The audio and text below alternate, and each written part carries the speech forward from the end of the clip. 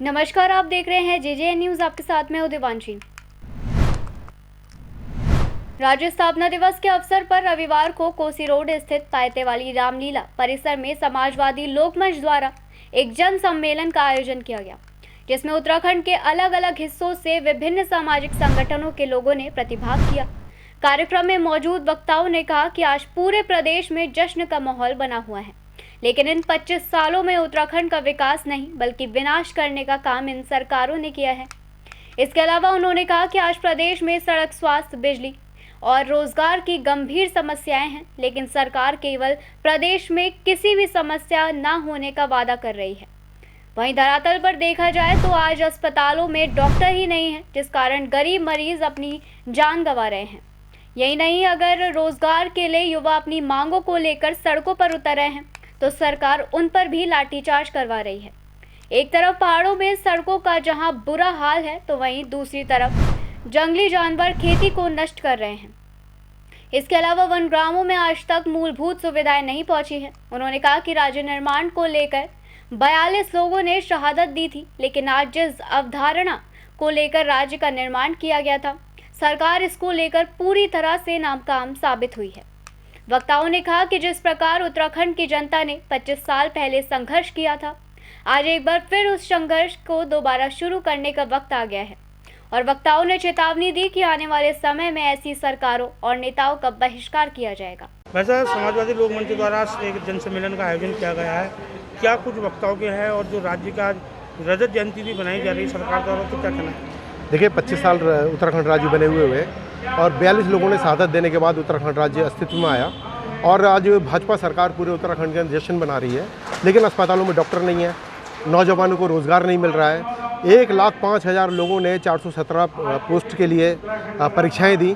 बेरोजगारी का संकट बहुत ज़्यादा है। जंगली जानवर रोज़ लोगों पर हमले कर रहे हैं। वन ग्रामों के अंदर बिजली नहीं है, बुनियादी सुविधाएं नहीं है और पूरे पहाड़ के पर्यावरण का सत्यानाश किया जा रहा है। जल विद्युत परियोजनाओं के नाम पर, ऑल वेदर रोड के नाम पर, और ग्लेशियर हमारे पिघल रहे हैं। पूरे उत्तराखंड के अंदर मजदूर, किसान, महिलाएं, आम लोग सब परेशान हैं। और ये सवाल हम चाहते हैं कि उत्तराखंड के सतह पर आए, बहस का मुद्दा बने और जो जश्न मनाया जा रहा है उस जश्न के पैरेलल ये लोग ये भी सोचें कि उत्तराखंड की आज क्या स्थिति है और यहाँ के सवालों को क्या हुआ। इन सवालों को लेकर के आज हम लोगों ने एक जन सम्मेलन का आयोजन किया है और उसमें यही सब हम कहना चाहते हैं कि जो लड़ाई 25 साल पहले लड़ी थी, उस लड़ाई को दोबारा से लड़ने की ज़रूरत है और आगे बढ़ाने की ज़रूरत है।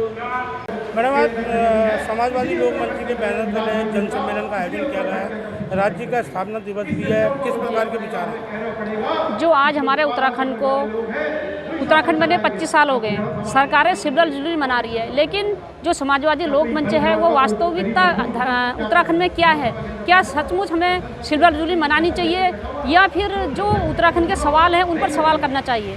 क्योंकि जो सिविल जुबली ठीक है, 25 साल तो हो गए, लेकिन क्या वास्तविकता यह है कि जो जिन लोगों ने शहादतें दी, जो उत्तराखंड के लिए, उत्तराखंड बनाने के लिए 42 लोगों ने जो शहादत दी, क्या उनके सपने साकार हुए? इन सवालों को लेकर आज समाजवादी लोक मंच ने यहाँ पर एक सभा का आयोजन किया है, ताकि हमारे जो उत्तराखंड के सवाल हैं, शिक्षा को लेकर, स्वास्थ्य को लेकर, रोजगार को लेकर, इन सब सवालों को लेकर जो यहाँ पर समाजवादी लोक मंच ने सवाल किया है कि जो सरकार है वो तो सिविल जुबली मना रही है, लेकिन वास्तविकता क्या है?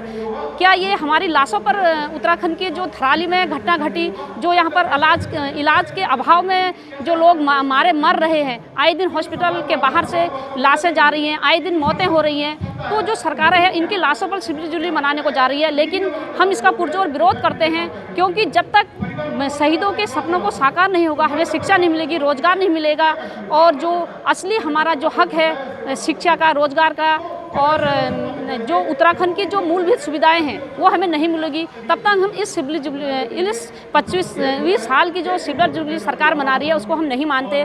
क्योंकि हमारे उत्तराखंड में 17 गांव भूतहा गांव बन चुके हैं। इस उत्तराखंड को बनने के बाद ये बड़ा दुर्भाग्य की बात है कि उत्तराखंड के जो हमारे नेता हैं, जिन्हें हमने चुना, उन्होंने उत्तराखंड की अनदेखी करी। वो उत्तराखंड की बात नहीं करते, सिर्फ पूंजीपतियों की बात करते हैं। जो धरातल में कागजी कार्रवाई में तो उन्होंने ये दिखा दिया कि उत्तराखंड में शिक्षा भी है, रोजगार भी है और डॉक्टरों की कमी नहीं है। लेकिन हम धरातल में देखें तो कहीं पर कोई भी सुविधाएं हमें नहीं है। आए दिन लोग मर रहे हैं, शिक्षा नहीं है और रोजगार के लिए लोग धरने दे रहे हैं। जो छात्रों पर है, आए दिन जो छात्र अपने रोजगार के लिए मांग कर रहे हैं उन पर डंडे बरसाए जा रहे हैं, पुलिस की लाठियाँ बरसाई जा रही हैं। तो ये हमारा कहाँ का उत्तराखंड बना। हम चाहते हैं कि हमारे जो शहीद हैं जिन्होंने अपनी आहुतियाँ दी, उनके सपनों का जो उत्तराखंड बने, यहाँ पर शिक्षा हो, रोजगार हो, स्वास्थ्य हो, तब हम इस बात को मानते हैं कि वास्तविकता जो हमारे नेता हैं वो हमारे बारे में सोचते हैं, अन्यथा हम ऐसे नेताओं का बहिष्कार करते हैं।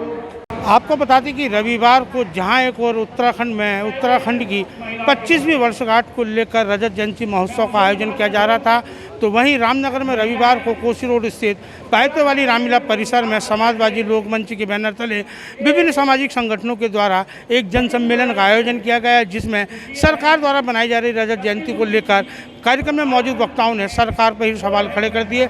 वक्ताओं का साफ तौर पर कहना था कि उत्तराखंड राज्य को लेकर 42 लोगों ने अपनी शहादत दी थी, लेकिन आज उनकी शहादत को सरकार भूल कर बैठी है और उनकी लाशों पर जश्न मनाने का काम कर रही है। उन्होंने कहा कि जो 25 साल पहले उत्तराखंड में एक लड़ाई हुई थी, उस लड़ाई को आज 25 साल बाद फिर लड़ने की ज़रूरत है, उसे आगे बढ़ाने की ज़रूरत है। उन्होंने कहा कि आज प्रदेश में शिक्षा, स्वास्थ्य और रोजगार को लेकर लगातार संकट बढ़ता जा रहा है। अस्पतालों में डॉक्टर न होने के कारण गरीब मरीज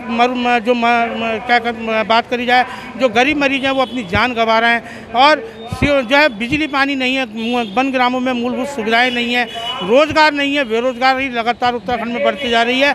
लेकिन सरकार इसको लेकर पूरी तरह संजीदा नहीं है, जिसको लेकर उन्होंने कहा कि आज उत्तराखंड के विभिन्न इलाकों से आए प्रतिनिधियों ने इस कार्यक्रम में भागीदारी की और सरकार द्वारा किए जा रहे इस कार्यक्रम का बहिष्कार किया। उन्होंने कहा यदि वक्त पड़ा तो आने वाले समय में ऐसी सरकारों और नेताओं का भी बहिष्कार किया जाएगा। रामनगर से राजीव अग्रवाल के साथ कैमरामैन बंटी अरोड़ा, जे न्यूज़।